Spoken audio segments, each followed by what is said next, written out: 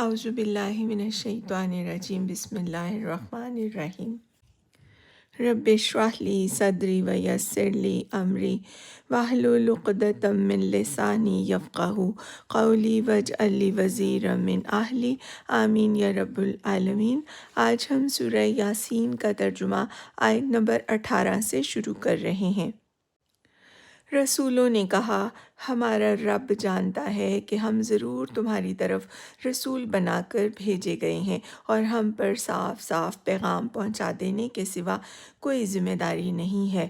بستی والے کہنے لگے، ہم تو تمہیں اپنے لیے فعل بد سمجھتے ہیں، اگر تم باز نہ آئے تو ہم تم کو سنگسار کر دیں گے اور ہم سے تم بڑی دردناک سزا پاؤ گے۔ رسولوں نے جواب دیا، تمہاری فعل بد تو تمہارے اپنے ساتھ لگی ہوئی ہے، کیا یہ باتیں تم اس لیے کرتے ہو کہ تمہیں نصیحت کی گئی؟ اصل بات یہ ہے کہ تم حد سے گزرے ہوئے لوگ ہو۔ اتنے میں شہر کے دور دراز گوشے سے ایک شخص دوڑتا ہوا آیا اور بولا، اے میری قوم کے لوگو، رسولوں کی پیروی اختیار کر لو، پیروی کرو ان لوگوں کی جو تم سے کوئی اجر نہیں چاہتے اور ٹھیک راستے پر ہیں۔ آخر کیوں نہ میں اس ہستی کی بندگی کروں جس نے مجھے پیدا کیا ہے اور جس کی طرف تم سب کو پلٹ کر جانا ہے؟ کیا میں اسے چھوڑ کر دوسرے معبود بنا لوں؟ حالانکہ اگر خدائے رحمان مجھے کوئی نقصان پہنچانا چاہے تو نہ ان کی شفاعت میرے کسی کام آ سکتی ہے اور نہ وہ مجھے چھڑا ہی سکتے ہیں۔ اگر میں ایسا کروں تو میں صریح گمراہی میں مبتلا ہو جاؤں گا۔ میں تو تمہارے رب پر ایمان لے آیا، تم بھی میری بات مان لو۔ آخرکار ان لوگوں نے اسے قتل کر دیا اور اس شخص سے کہہ دیا گیا کہ داخل ہو جا جنت میں۔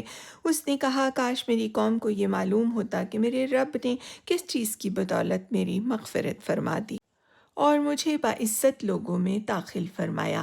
اس کے بعد اس کی قوم پر ہم نے آسمان سے کوئی لشکر نہیں اتارا، ہمیں لشکر بھیجنے کی کوئی حاجت نہ تھی، بس ایک دھماکہ ہوا اور یکایک وہ سب بجھ کر رہ گئے۔ افسوس بندوں کے حال پر، جو رسول بھی ان کے پاس آیا اس کا وہ مذاق ہی اڑاتے رہے۔